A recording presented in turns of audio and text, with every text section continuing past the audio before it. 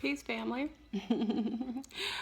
Florbrun coming to you with another video about succubus and incubus. I had quite a few. For me to make this topic, it means that it could be a bit of an issue. And for those who don't know, succubus are those entities that reside outside of your peripheral, outside of your realm of consciousness, that exist in a parallel, actually not a parallel, another formulated part of the matrix outside, usually in 4D. These entities are parasitic, vampiric, and succubus, and they usually utilize your sexual energy. Succubus are females, that female energy.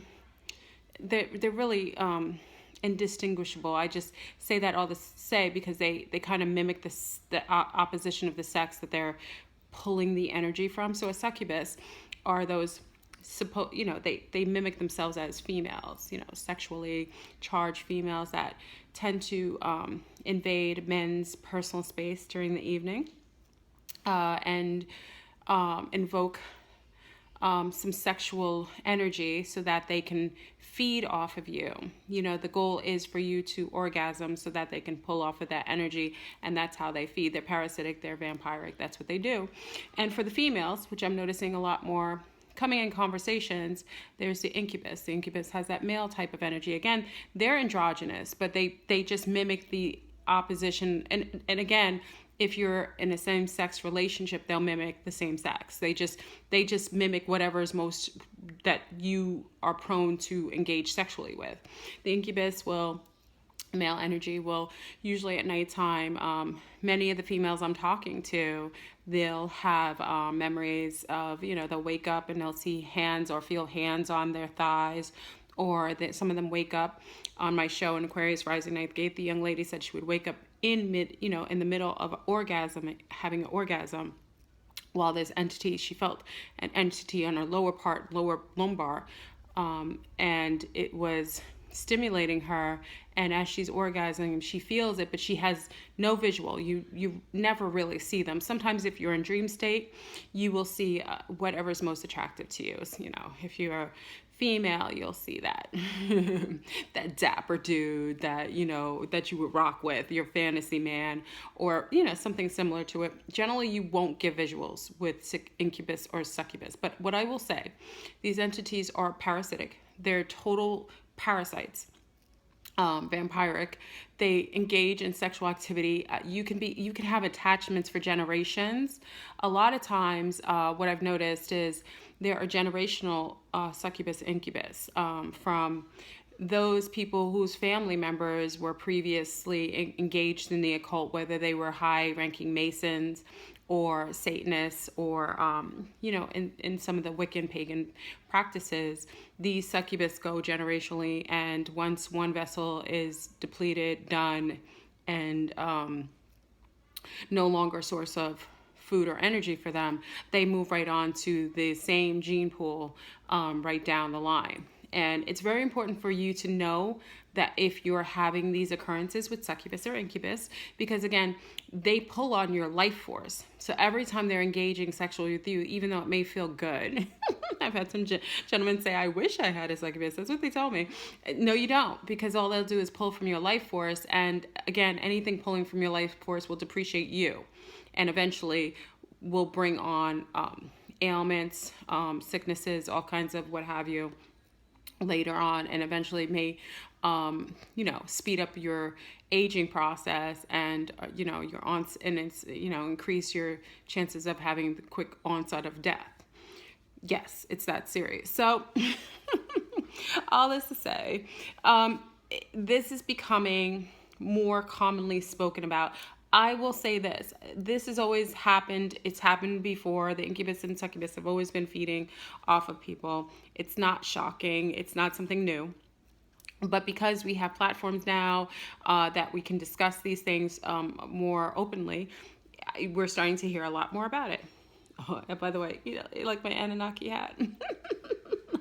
Anyway, so how do you get rid of an incubus or succubus? First of all, The point of the matter is your sexual energy is your own. You should always claim it. If you're engaging in anything sexual, for all my sexually active family out there, you should already be protecting your sexual energy. That is your energy. You can claim it and own it, and make sure that previous to having an orgasm or engaging in any sexual activity, you should take onus of your own, yourself, your own energy source. So, I don't want to give too much because, actually on Aquarius rising, I'm going to actually, this next week we'll discuss Incubus and Succubus. It's going to be the topic. It should be really interesting. I can get a little more seedy about the sexual aspects of it. I don't want to do it to, we have little people and young people, and I want to keep it PG-13 at least. But just saying, when you're engaging sexually with these entities, before you actually go into orgasm, you can actually claim your own energy. You can actually pull it in, so that it's not being something that is being fed out. Because if you are just randomly having sexual activity, unbeknownst to you, there are a lot of entities that love to stay around people engaging in sex more than you know. And Incubus and Succubus, if you have those attachments on you, they are always feeding off of you, and they're invoking you. And a lot of times, if you get people who have sexual disorders, like sociopathic disorders, like what is it called? What is it called? That thing when they say that they just want to have sex all the time. Oh gosh. I always get brain fog during the videos. I don't know what that's about, but it's like nerves or something. I rarely get nervous, but it's weird. They're sex fiends. They always say they want to have sex all the time. Those people more than likely have succubus or incubus attached to them. And maybe it's more than one. It's not always just one succubus. It could be 2 or 3. I've known some people to have several different type of parasitic succubus and incubus attached to their auric field, feeding off of them, especially if they're engaged in orgy like sex, group sex, alternative sexual acts. Those pull in those type of entities, and they love to attach those people, and they just invoke that in you. So if you're like a regular Betty, no disrespect to our Betty, but I'm just saying, if you're a regular Betty and you usually like monotone type of sex, regular common sex, and then all of a sudden you start pulling in all kinds of weird fetishes out of the blue, out of your head, that may not be you, that might be an attachment to you. And also, you can catch, just remember I talked about STDs, sexually transmitted demons. You can also catch a succubus or incubus if you're engaged with people who are hypersexed or have these issues with being an addict to, a sexual addict who cannot stop. They have those attachments to them. And if they've been feeding off of them a while, they love a new source of energy to feed off of. So this to say, clearing them off, first step, claiming your own orgasm, claiming your own sexual, and being very, very, very meticulous about who you engage with sexually. I've made a video on clearing with the yoni eggs, which many people are doing now. The yoni eggs you can clear, especially with obsidian, or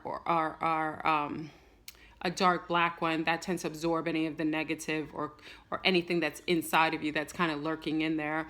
Also, you need to make sure that when you're engaging with sexual activity, that you engage with someone who you have a really good connection with. Having very absent-minded sex only allows for these attachments to come easier. Now, as far as the succubus and incubus that are invading your night space at night, what you can do is make sure you clear your spaces around your bed.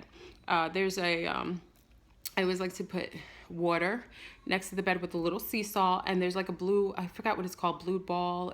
It's like this blue, they have it in Yoruba and Obia and Voodoo and Santeria. I'm not saying that's a practitioner's thing, but you can buy them in stores.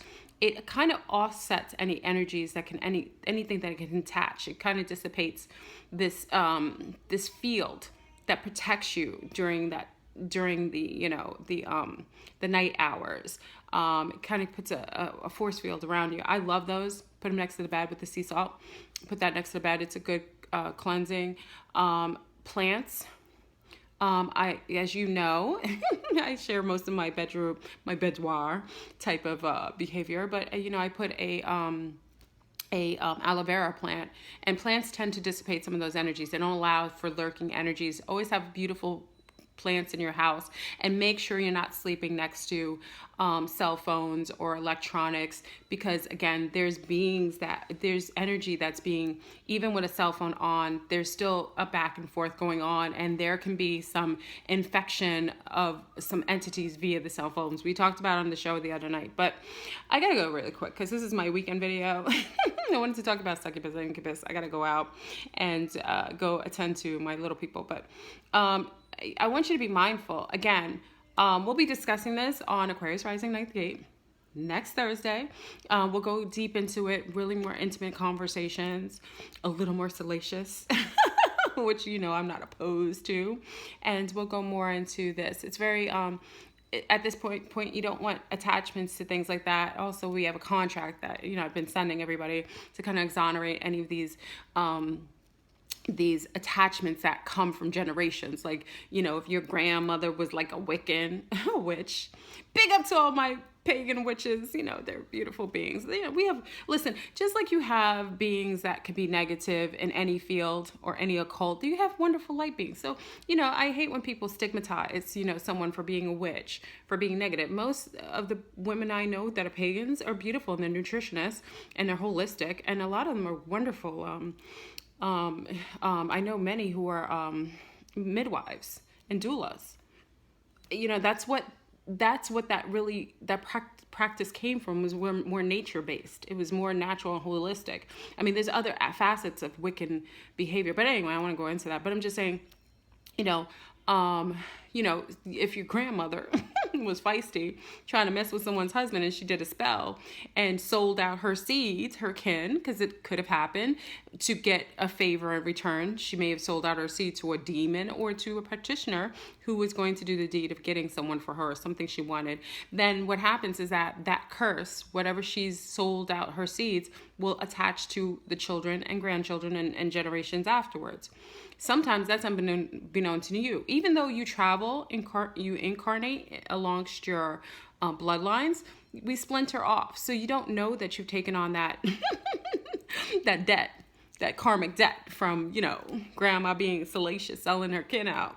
But what you can do is exonerate it. We have a contract that we've been sending out. Arbazine, big up to Arbazine, who sent out this contract to break in contracts that are attached, you know, from generations. It seems to work, so to speak, because it's really cutting these ties off in your subconscious, because if you're not conscious about anything, you can't change. But anyway, we'll go into that. So that being said, family, I hope all is well. We'll have more conversations about that, but, you know, try to be really mindful about who you're having sex with. Sex is such a wonderful, fabulous, salacious activity. Why make it so dirty? And you don't want to catch any STDs, sexually transmitted demons. It's not even worth it. I mean, he could be cute and all that, but, you know, you want to make sure you clear him too. And there's ways you can clear your mate too. You know, you can go through a process. Ancestry, I love working with the trees, you know. If you're a little risque, it's always nice. It's actually better for you to have sex outdoors than it is indoors. But I don't want to get you arrested. So we'll save this conversation for our show next Thursday. Anyway, keep positive and keep rising to the top. All right? We'll speak later. Flurburn. Peace.